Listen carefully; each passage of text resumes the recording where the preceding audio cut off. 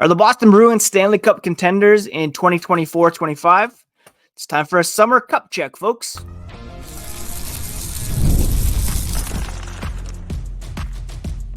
You're Locked On Bruins, your daily podcast on the Boston Bruins. Part of the Locked On Podcast Network, your team every day. What is up, Bruins fans, and welcome back to the Locked On Boston Bruins podcast. I'm your host, Ian McLaren, and this is a daily show where we discuss all things Spoked Beat. Today is Thursday, July 18th, and I want to thank you so much for making Locked On Bruins part of your daily routine.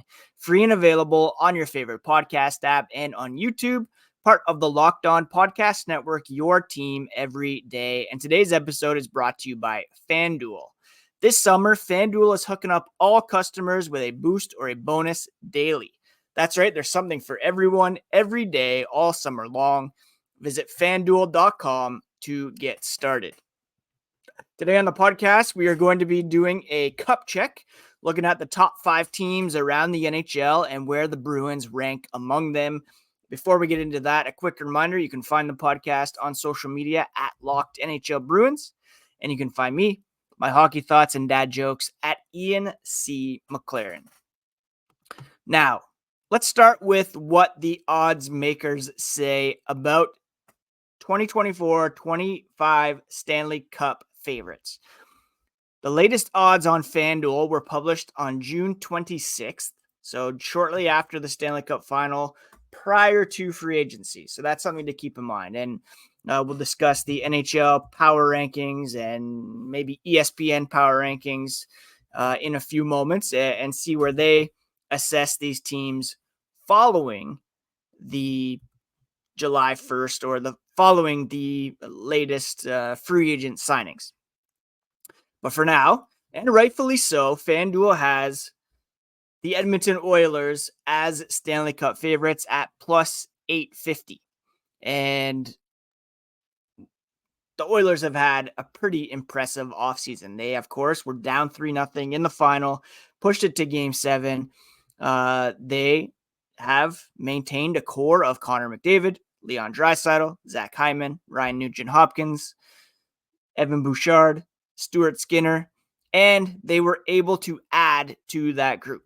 They re-signed forwards Connor Brown, Corey Perry, Matthias Janmark, who were pretty key in-depth roles for this team. And they also added Jeff Skinner and Victor Arvidsson. They were the best team in the Western Conference, fell a goal short in the Stanley Cup final, and they probably have the deepest forward group in the NHL. And they should once again be considered a cup contender as the best team in the Western Conference. Now, to nobody's surprise, the team with the second best odds is the reigning Stanley Cup champion Florida Panthers. They re-signed Sam Reinhart, and they still have a core of Alexander Barkov, Matthew Tkachuk, Sam Bennett, Gustav Forsling, Aaron Ekblad, and Sergei Bobrovsky. They did lose Brandon Montour, as well as Oliver Ekman-Larsson, but still as talented of a core as you'll find around the NHL. Good enough to win the Stanley Cup in 2024. Again, fatigue may be a problem. They went to the final in 2023. They won this year. Is that going to catch up to them? The amount of meaningful games played, we'll see. And we'll see this echoed in the power rankings element. Florida, Edmonton, rightfully ranked 1-2 when it comes to Stanley Cup favorites for 2025. Now, according to FanDuel, here are the next 3 teams. The Dallas Stars, who advanced to the Western Conference final this past season before losing to the Edmonton Oilers. So rightfully so, they belong in the conversation as one of the best teams in the West. They beat Vegas. They beat Colorado en route to the Western Conference Finals, where they've been the past 2 seasons. So perhaps they're ready to get over the hump, backed by some pretty young talent that they have there. The next team is kind of a surprise, the New Jersey Devils. They did not make the playoffs last season, but they did add Jacob Markstrom, and they will be ideally getting Dougie Hamilton back in the mix as well, adding to a pretty stacked core that includes Jack Hughes, Nico Hischier, among others. They also, of course, hired Sheldon Keefe as their head coach. That plus acquiring Jacob Markstrom puts them in a good position to rebound here in 2024. Are they the fourth best team in the NHL? That remains to be seen. That's a bit of a surprise ranking them so high, but that's where the odds makers over at Fanduel have placed them. The number 5 team, the Colorado Avalanche. Always strong, always dangerous. Two of the best players at their respective positions in the NHL. Nathan MacKinnon, league MVP. Cale Makar. Did he win the Norris? I can't remember. But he is, of course, one of the best best defensemen in the NHL year in and year out. A former Conn Smythe Trophy winner. And in the finalists conversation this year, losing to Quinn Hughes, that award. But Colorado, always strong, always deep. So according to FanDuel, those are the top 5 teams: Edmonton, Florida, Dallas, New Jersey, Colorado. You have to go all the way into the double digits to get to the Bruins. Following that top 5, they have the Carolina Hurricanes, the New York Rangers, the Toronto Maple Leafs, the Nashville Predators, and the Vegas Golden Knights. And then you have the Bruins tied with the Lightning at plus 2,000. So that would be 1, 2, 3, 4, 5, 6, 7, 8, 9, 10, 11, where the Bruins stand in terms of Stanley Cup favorites according to FanDuel. You can make an argument Carolina is always strong. The Rangers, of course, went to the conference finals. The Maple Leafs, the Bruins beat them in round 1. So that's a tough sell. The Predators, this was before they added Steven Stamkos in free agency, so they may be even higher on this list. Vegas, always a strong team out west. And then Boston and Tampa could be battling it out for second, third place in the Atlantic Division. So according to these odds, the Bruins are not considered favorites. But what about in terms of various power rankings? Well, we'll take a look at ESPN and NHL here as the podcast continues.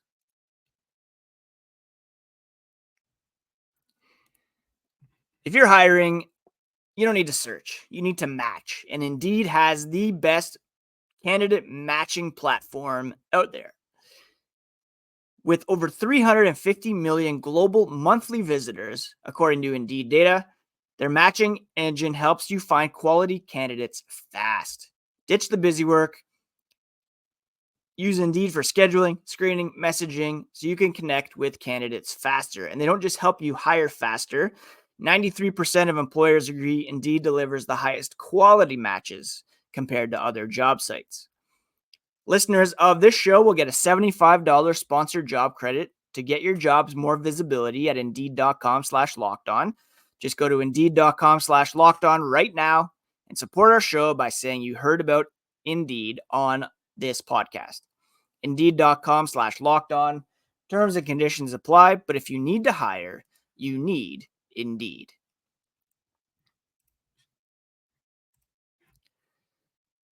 Thanks so much once again for making Locked On Boston Bruins part of your daily routine, free and available on your favorite podcast app and on YouTube. Part of the Locked On Podcast Network, your team every day. While you're on YouTube, check out Locked On Sports Today. All the latest news, opinions, and analysis from across the Locked On universe, free on YouTube and the Amazon Fire TV channels app.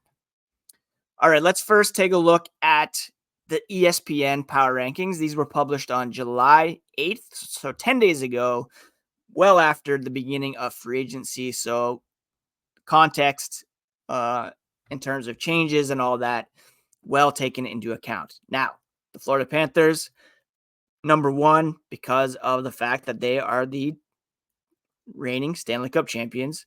The Edmonton Oilers at number two, following the additions of Skinner, Arvidsson, and more. Jeff Skinner, barring disaster, will finally get to play in his first playoff game of his career now as a member of the Edmonton Oilers.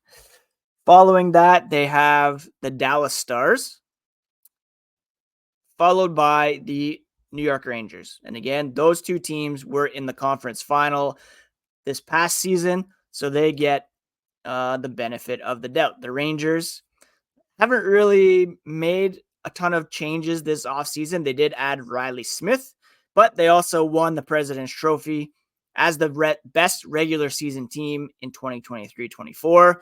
Gave the Panthers a tough enough series. One of the best goaltenders in the NHL. A pretty solid team, top to bottom, especially with the breakout of Alex Lafreniere. They're waiting for Cabo Keiko to do the same. So they have a good mix of vets, young guys. At fifth, similar to Fanduel, they have the Colorado Avalanche as fifth ranked team. They haven't been beyond the second round for 2 straight playoff runs, but they still have, again, McKinnon, Mikko Rantanen, Cale Makar, and Casey Middlestat proved to be a big addition for them. In sixth, ESPN has the Carolina Hurricanes, who added Eric Tulsky as GM, retained Rod Brindamore as head coach. Evgeny Kuznetsov was placed on unconditional waivers yesterday. Contract terminated. He's off to the NHL. They did lose a couple of key defensemen in Brett Pesce, who went to New Jersey, and Brady Shea in Nashville. So, I don't know. This is a team that is perennially overrated in my mind. And I don't know. I don't see them as a legit Stanley Cup contender for me. Now, the Boston Bruins, ESPN has in 7th. They write, one of these years, the Bruins might take a big step backwards, but not this upcoming season, according to ESPN voters. The Bruins had one of the more satisfying summers as they added Elias Lindholm and Nikita Zadorov. They did trade Linus Ullmark, which raised some eyebrows, but now this is officially Jeremy Swayman's crease following an impressive postseason. I should add, the voting here was a panel of ESPN hockey commentators, analysts, reporters, and editors, and the Bruins coming in 7th. Following that, they have the Nashville Predators, who added Stamkos, Jonathan Marchessault, Shea, all on long-term deals. A team that's surprised, and they've set the bar pretty high for this coming season. In 9th, they have the Vancouver Canucks. 10th, the Toronto Maple Leafs. You got to go all the way down to 11th to reach the New Jersey Devils, who, again, had the 4th best odds of winning the Cup, according to FanDuel. Now, what about the NHL.com power rankings? So the Bruins were 7th on ESPN, according to NHL.com contributors. Here's what we have. The Florida Panthers at 1, Edmonton Oilers at 2. No surprise there. New York Rangers, they have them in 3rd place. And they have the Bruins in 4th. And Amelie Benjamin, who covers the Bruins, she writes widely for NHL.com as well. She wrote, to me, the Bruins are an improved team from last season, even if they took a step back from their greatest strength. A reason why I, Amelie, have them at number 7 in my Super 16. That's where she had them ranked 7th, but they ended up in 4th. The Bruins have the best goaltending in the NHL for the past couple of seasons. They won't be as good in net with the combination of Swayman and either Eunice Korpisalo or Brandon Bussey, but overall, they're a better team because of the additions of a number 1 center and a big physical defenseman. Lindholm is a poor man's Patrice Bergeron and stands to improve the team by slotting other centers lower in the lineup, by manning the bumper on the power play, and by improving their results in the faceoff circle. Zadorov could help form a power pairing with Charlie McAvoy, potentially a scary thought come the Stanley Cup playoffs. The Bruins are still in dire need of a scoring wing for the second line, likely to play with Brad Marchand and Charlie Coyle, but overall they came out of the opening of free agency having addressed some areas of need. So the Boston Bruins, according to NHL.com contributors, come in fourth. So by that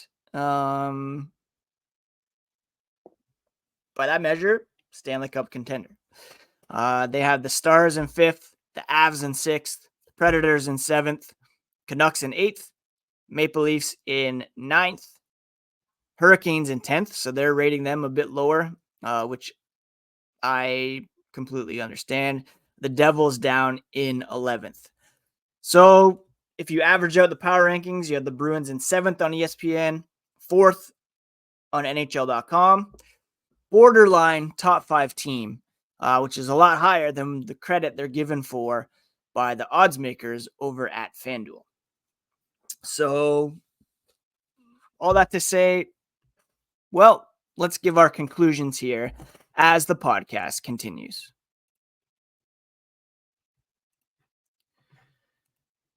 Major League Baseball All-Star break is over. WNBA is in full swing.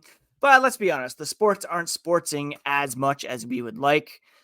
FanDuel, however, keeps the sports going all summer long whenever you want. All you have to do is open the app and dream up bets anytime you're in the mood. This summer, FanDuel is hooking up all customers with a boost or bonus daily. That's right, there's something for everyone every day all summer long. So go over, put some money on the Bruins to win the Stanley Cup at plus 2,000. You can put some odds down on Jeremy Swayman to win the Vezina Trophy. He's currently a co-favorite with Connor Hellebuck and Igor Shesterkin. Just go to FanDuel.com, start making the most out of your summer, look ahead to some hockey bets. FanDuel is the official sports betting partner of Major League Baseball. So what conclusions can we draw from the odds makers, from the power rankings, and all? Well, it's very clear that the Edmonton Oilers and the Florida Panthers rightfully belong at the top of Stanley Cup favorites. I would honestly put Edmonton over Florida at this point just because Florida's had those 2 back-to-back long runs. They've lost a bit on the blue line, and Edmonton, who was like 1 goal short, really shored up their forward ranks. And you add Jeff Skinner to that mix on a $3 million deal, Victor Arvidsson. They did trade Ryan McLeod, but Matt Savoie could potentially step in on an ELC and make some noise there. If Stuart Skinner can maintain his high-level play, he's a favorite to be Canada's goalie at the Four Nations Cup. If they can get a bit more value out of Darnell Nurse, that's probably their one biggest regret contract-wise, but Evan Bouchard is one of the better defensemen in the NHL. I think they're well primed to win coming off that disappointment, especially in what could be Leon Draisaitl's last season in Edmonton. Maybe Boston? Maybe Leon? Anyways, Florida, you can't bump them out of the Eastern Conference. I don't think anybody else has really done enough to set them above the Panthers, even with Florida losing a couple of defensemen. But after that, I think it's pretty wide open in both conferences, really. I really like the Stars. Again, their mix of youth, veteran presence. They did lose Joe Pavelski, but they still have so many young guys that could come up and really make an impact. Logan Stengelvin, Maverick Bourque among them. Miro Heiskanen is one of the better defenders in the NHL. The New York Rangers are still up there in the East. I really think you look at Boston, Toronto, Tampa, the Rangers, the Hurricanes, the Devils. I think the Capitals are even a bit improved, and they just snuck into the playoffs and fizzled out, but they should be better. But if you look at those teams, Boston, Toronto, Tampa, the Rangers, the Hurricanes, and the Devils,